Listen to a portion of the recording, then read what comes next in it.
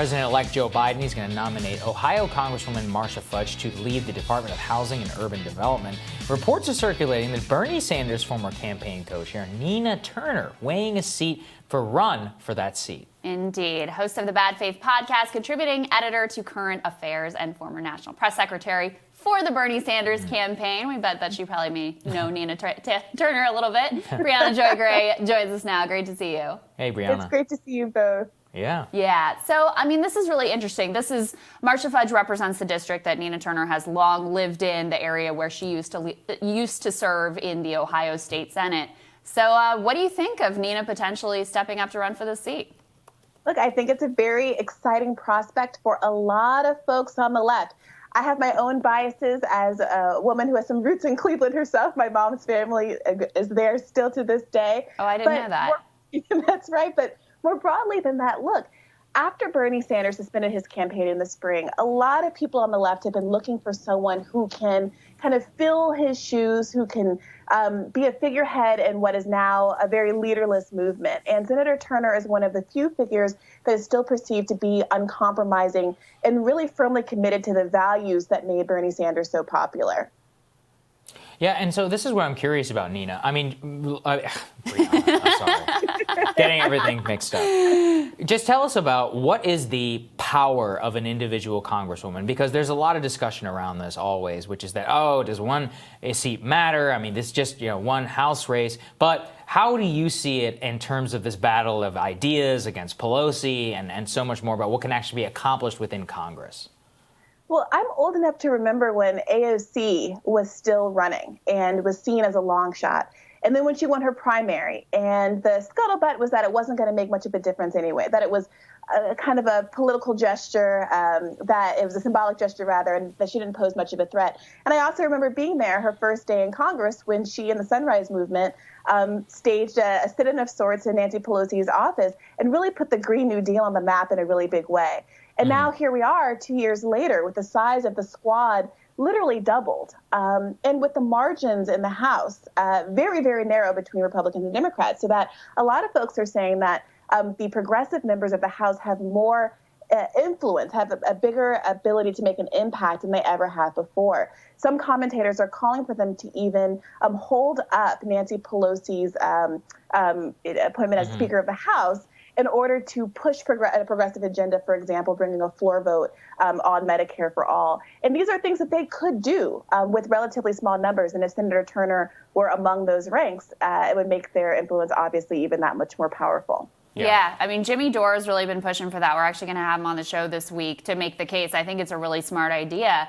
And that's the thing is actually, because the margin is so tight, because the Democrats barely held on to their majority in the House, that gives this still relatively small but growing group of people a lot of power. Do you think that they have the stomach to actually play some of those hardball tactics?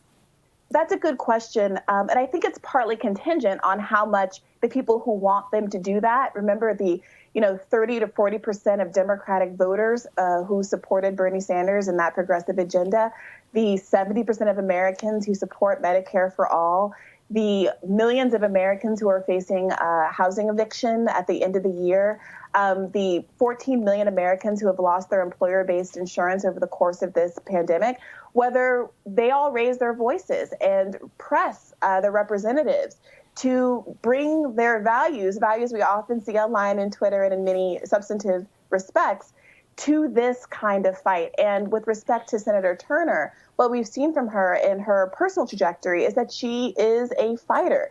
She's someone who tragically lost a parent at a very young age, had to take care of all of her younger siblings. I believe she's the oldest of 7, starting at a very young age, had to go back to school for her bachelor's degree and a master's degree, and ended up becoming a professor at Cuyahoga Community College, then going on to be, a state senator. So if anyone has the tenacity to do it and has shown the kind of stick-with-itness and commitment to her values, I believe it's Senator Turner. Yeah, and look, I mean, I have the same bias as you do, obviously. I love Nina, absolutely. But, I think she has a lot of these elements of not just, people obviously know, like, her forceful and clear voice of moral authority, But they may forget that she was a legislator. Like, she really knows the ins and outs of how to also negotiate and wield power within an institution.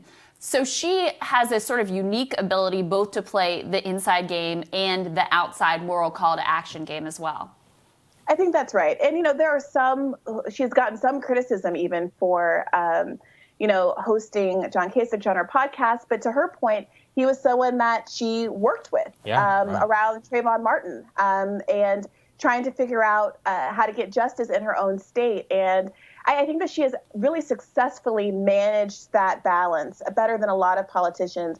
And frankly, just having someone who we know is faithfully committed to some of these big ticket items is a real balm to the heart of many weary leftists out there in the world. And I know that she will have people from across the country willing to canvass for her, donate to her, and support her in a way that other more local candidates wouldn't have that particular advantage. So. Yeah. I absolutely think that's She's true. Definitely not going to have any sort of grassroots fundraising issue. That much is for sure. Briahna, thank you so much. Thanks, so great Briahna. to see you. Of course, same here. Mm-hmm. Coming up, senior reporter for Reveal and author of Homewreckers, Aaron Glantz, is going to give us an update on what is a horrific housing crisis shaping up. That when Rising returns.